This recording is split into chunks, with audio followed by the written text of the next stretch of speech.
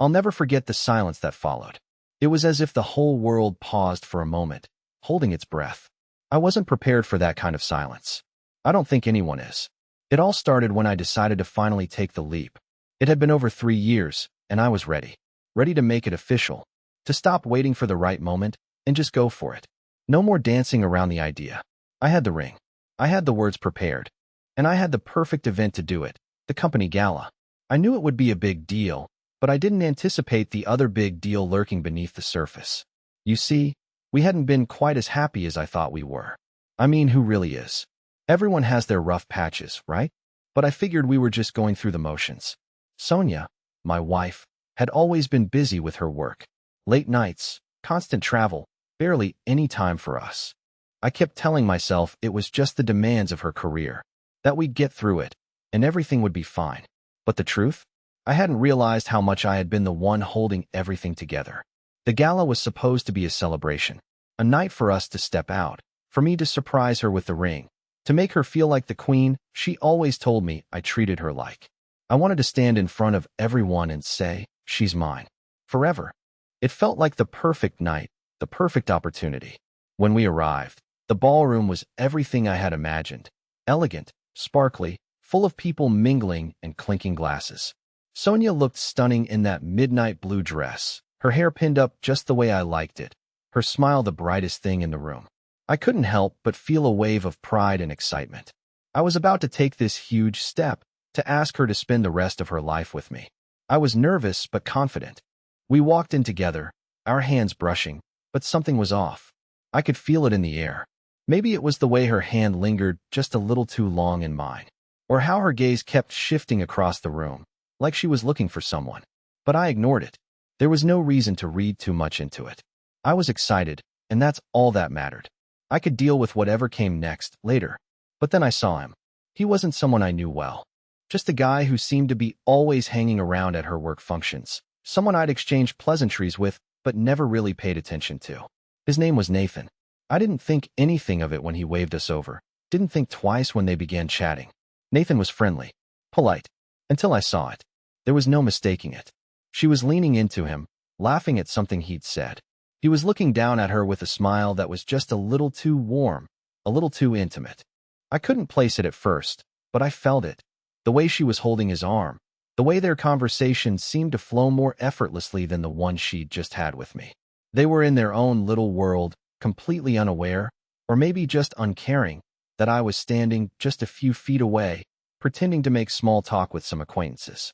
I kept telling myself that I was being paranoid. They were just talking. She had every right to talk to whoever she wanted, right? But then I noticed the touch. Nathan's hand rested on her back for a little longer than I'd consider normal. And Sonia didn't pull away.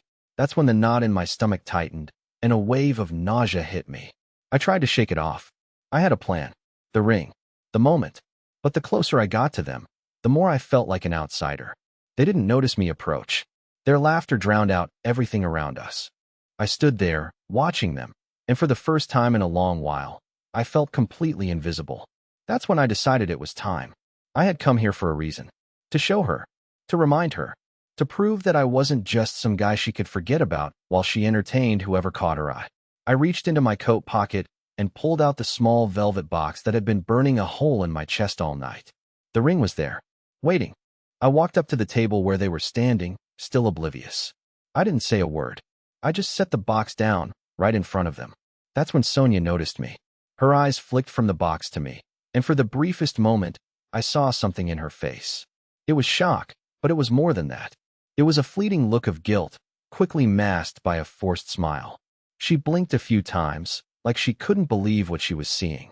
Nathan, still clueless, turned to her, his hand still resting on her arm. She looked at him, then back at me. Her lips parted, like she was about to say something, but nothing came out. For a moment, she didn't even move. I didn't care if she was embarrassed. I didn't care that I had just exposed everything I'd been planning for months. I didn't care about the awkwardness, the whispers around the room. What I cared about was the look on her face.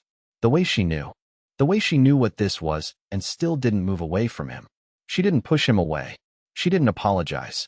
Instead, she hesitated. A long pause. And then, she spoke. Why are you doing this here?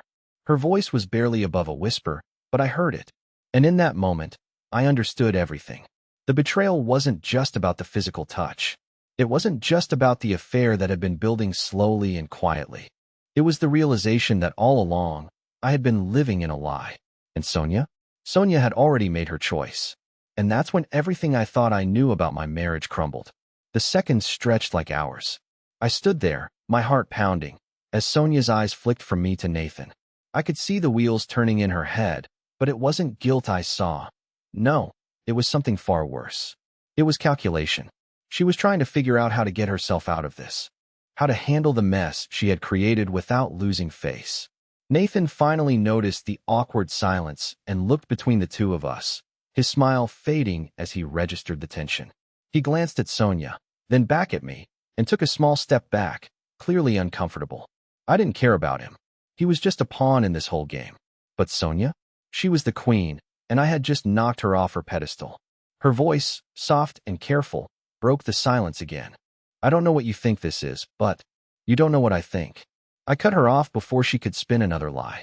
My voice was steady, but inside, I was trembling. I'd spent years loving her, trusting her, believing in her. And now everything was falling apart. The room felt smaller, the noise of the gala blurring into nothing. All I could hear was the pounding in my chest and the sick realization that I wasn't the man she thought I was. I had always thought I was the one who held the power in this relationship, the one who could make her laugh, the one who knew her better than anyone else. But now I was standing here, helpless, watching her slip away from me. I didn't want to beg for her love. I wasn't going to do that. But the truth was, I wasn't sure what to do next. What do you do when the woman you've given everything to is looking at you like you're just another obstacle to overcome? She looked at me, her expression unreadable. Please, can we talk about this later? Not here, not like this. Her voice was low, a quiet plea. But I couldn't do that. I couldn't let her walk away without acknowledging what had happened, what she had done. I took a step forward, closing the space between us. No, not later, Sonia. Right now? I'm done pretending I don't see it. You think I didn't notice? The late nights? The distance?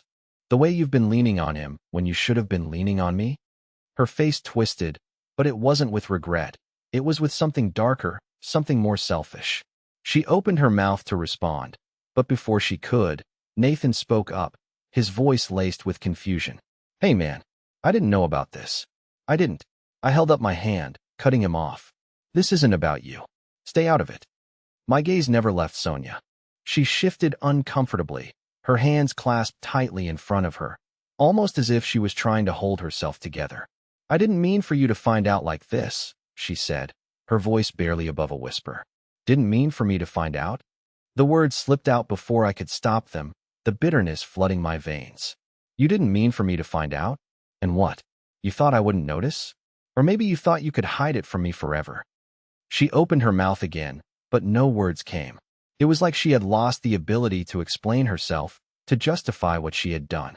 And in that moment, I realized something terrifying. She wasn't sorry. Not in the way I needed her to be. She wasn't apologizing for betraying me. She was apologizing for getting caught. I had always believed in our love, in the life we were building together. But now I was standing here, watching it all unravel, and I couldn't even recognize the woman standing in front of me. She wasn't the woman I married. She wasn't the woman I thought she was. And in that instant, I understood. This wasn't about me anymore. This wasn't about the ring or the proposal. This was about her choices, her lies. She had already made up her mind, and I was nothing more than a character in her story that had outlived its purpose. Her silence was louder than anything she could have said, and I knew then, with every fiber of my being, that everything I had believed in was a lie. The room felt suffocating as I stared at Sonia, my thoughts a blur of anger and confusion. I tried to speak, but the words got stuck in my throat. How could she do this? How could she stand there, looking so calm, while I was falling apart inside? I had given her everything, my time, my trust, my heart. And yet, here she was, in front of me, with no apology, no remorse. Nathan stood awkwardly in the background, shifting from foot to foot. He was probably hoping I wouldn't lash out at him, but honestly, I wasn't interested in him. He was just the messenger. Sonia was the one who had made this mess, and she was the one who would have to clean it up. or at least face the consequences. I didn't mean for this to happen, Sonia finally said, her voice low, as if she were trying to justify herself. It wasn't supposed to go this far. I didn't want you to find out like this. I couldn't help but laugh. A bitter, empty laugh that made her flinch. How was it supposed to go, Sonia? Were you going to keep playing this game forever? Keep pretending everything was fine? Keep hiding behind that perfect little mask? She opened her mouth to say something, but the words got lost in her throat. Maybe she didn't have an answer. Maybe she didn't even know how to fix it. Or maybe, just maybe, she didn't want to fix it. I glanced down at the ring, the one I had been planning to give her tonight. The one that was supposed to symbolize everything I believed in, everything I thought we had. I reached down and picked it up, the cold metal feeling heavier in my hand than it ever had before. I held it out to her, the diamond glinting in the dim light. I had this all planned out, you know, I said, my voice shaky but firm. I was going to ask you to be mine, forever. I thought we had something real, but I guess I was just too blind to see the truth, huh? Sonia's eyes darted to the ring, and for the first time, there was a flicker of something in her gaze. Guilt, maybe, or perhaps fear. But it was too late. The truth had already settled in my chest like a stone. I knew everything I needed to know. I'm sorry, she whispered, her voice trembling. I never meant to hurt you. The apology felt empty. It was like she was just saying the words because she knew she had to. It didn't feel real. Not to me. Not anymore. No, I said, my voice harder now. Sorry doesn't fix this. Sorry doesn't undo the lies, the distance, the nights you were with him instead of me. Sorry doesn't make it okay. Sonia's face crumpled, and I could see the tears welling up in her eyes. But I wasn't moved. I couldn't be. Not anymore. Because the truth was, I was done. I was done with the lies, done with pretending everything was fine, done with this version of her that I had come to love. Because it was clear now, this wasn't who she was. She wasn't the woman I thought she was. I need you to leave, I said, my voice breaking slightly, but I held my ground. I need you to go. I can't do this anymore. For a long moment, she just stood there, staring at me like she didn't know what to do. Then, without another word, she turned and walked away. I didn't look back. I couldn't. And in that moment, as I stood there alone, I felt something shift inside me. The anger, the hurt, the betrayal. It was all still there, but it wasn't as sharp as before. It was something else. Something final. I had made my decision. And so had she. The air felt thick, as if the whole world was holding its breath, waiting for me to make a decision. But in that moment, I knew the decision had already been made. Sonia's departure wasn't just her walking out of the room. It was her walking out of my life. And strangely, I didn't feel relieved. I felt hollow, like I was standing at the edge of a cliff, staring into an abyss I didn't know how to navigate. I glanced down at the ring again, the cold, hard reality of it sinking in. I had spent months imagining this night, the perfect proposal, the moment she would say yes, and we would embark on forever together. But now, all I was left with was an empty room, a ring, and a broken heart. The silence that followed was deafening. People in the room were still milling around, the sound of laughter and clinking glasses drifting in from the other side. But for me, everything was muted. The world had gone on without me, as it always does. I could hear the distant hum of life, but I wasn't a part of it anymore. I felt the weight of everyone's eyes on me. They had seen the entire exchange, the tension, the ring, Sonia's hurried exit. I could feel the questions building, but I couldn't bring myself to care. I didn't know them anything. I didn't know her anything. As I stood there, lost in my thoughts, someone came up to me. I didn't need to look to know it was Nathan. The way he hesitated before speaking gave it away. He was nervous, unsure if he was intruding, but also too curious to stay silent. Hey, I'm sorry about all that, Nathan said, his voice awkward. I didn't know things were like that between you two. I turned to face him, my eyes narrowing. Do you really think this is the time to talk about that? Do you think I need your pity right now? He flinched, his hands raised in defense. No, I wasn't trying to. Then stay out of it. I snapped, cutting him off. I'm not looking for sympathy. I'm trying to figure out what the hell just happened to my life. He hesitated for a moment longer, but then, sensing the finality in my tone, he nodded and backed off. I appreciated that. I didn't need anyone else to tell me what I already knew. I was standing in the middle of a shattered dream. My entire life, the love I thought I had, the plans we made. All of it was crumbling around me, and I felt powerless to stop it. But then, something shifted. Maybe it was the exhaustion weighing on me, or maybe it was the deep, aching need to understand what had happened. I turned and walked towards the exit, leaving the gala behind. The cool night air hit me like a slap in the face as I stepped outside, and for the first time in hours, I felt something. Anything besides numbness. The cold made me feel alive, even if it was just for a moment. I stood there, staring at the city lights flickering in the distance. Everything felt so far away now. My future, the one I had built in my head, was gone. There was nothing left to hold on to. I had been living in a dream, and now I was awake. I didn't know what came next. I didn't know if I could ever forgive Sonia for what she'd done. I didn't know if I even wanted to. But one thing was clear. I wasn't the same person I had been when I walked into that gala. The man who had planned a future with her no longer existed, and I wasn't sure who I was anymore. As I stood there, trying to catch my breath, I heard footsteps behind me. Someone was approaching, but I didn't turn around.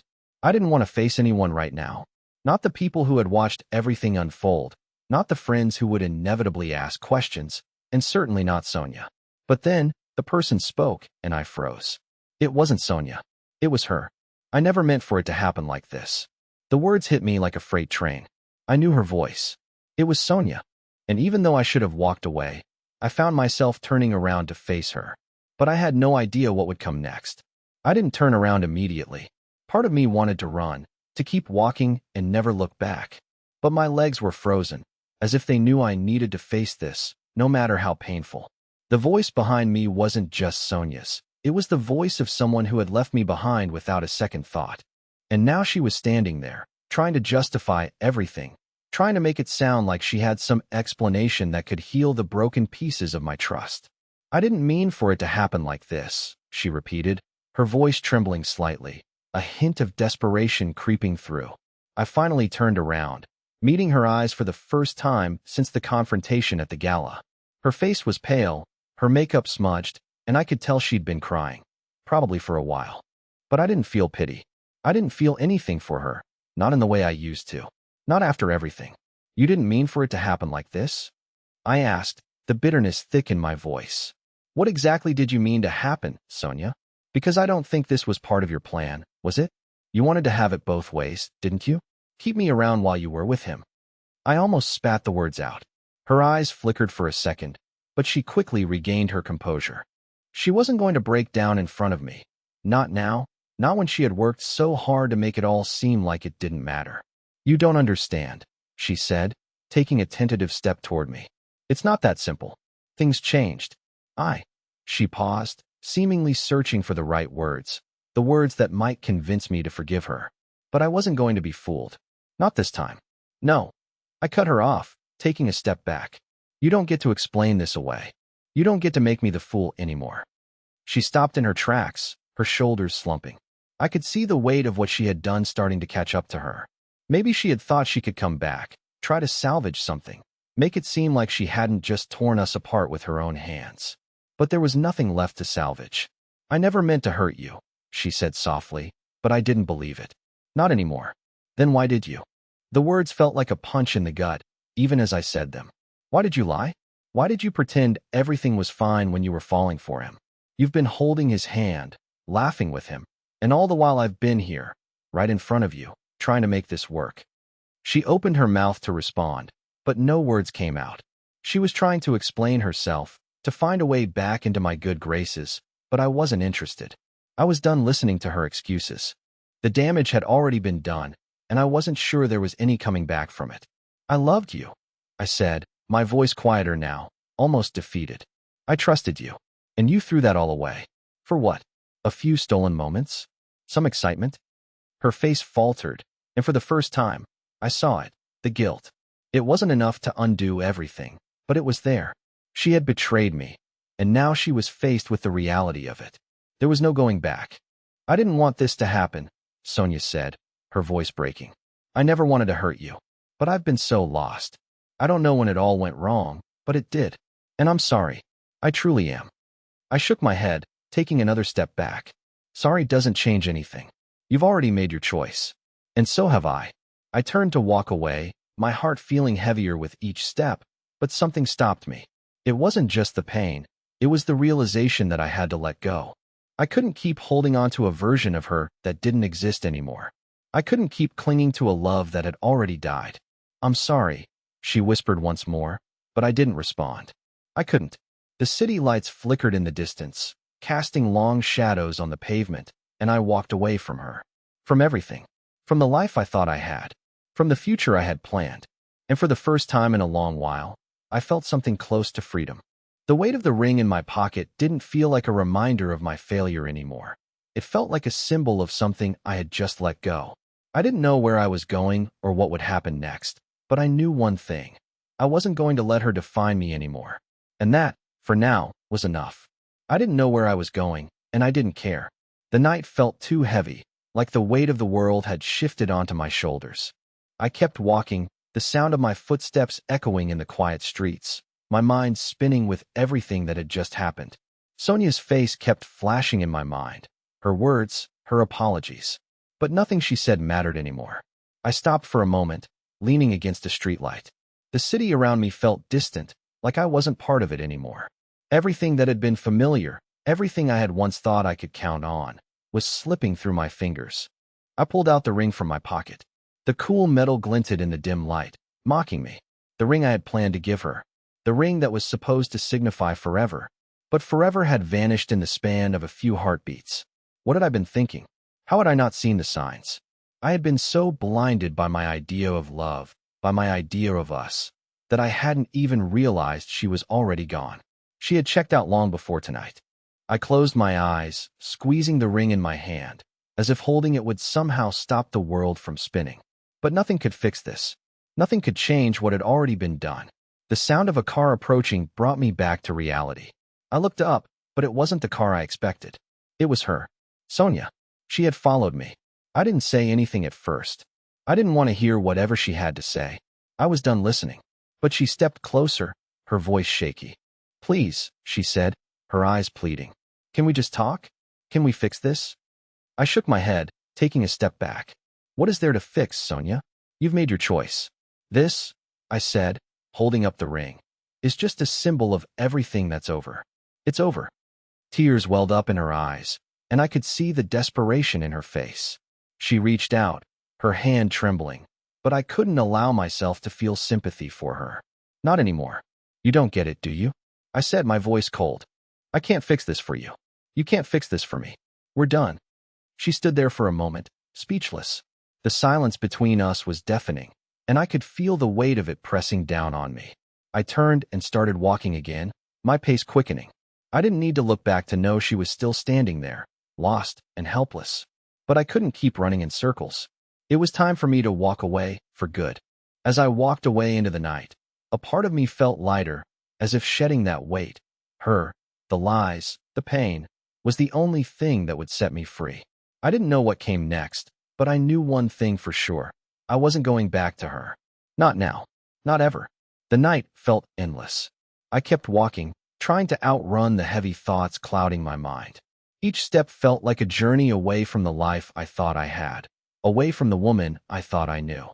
But despite the distance I was putting between myself and her, there was a nagging feeling that wouldn't let me go. What was I supposed to do now? How was I supposed to pick up the pieces of a life that had shattered in a single moment? I walked aimlessly through the streets, passing through darkened alleyways and quiet neighborhoods.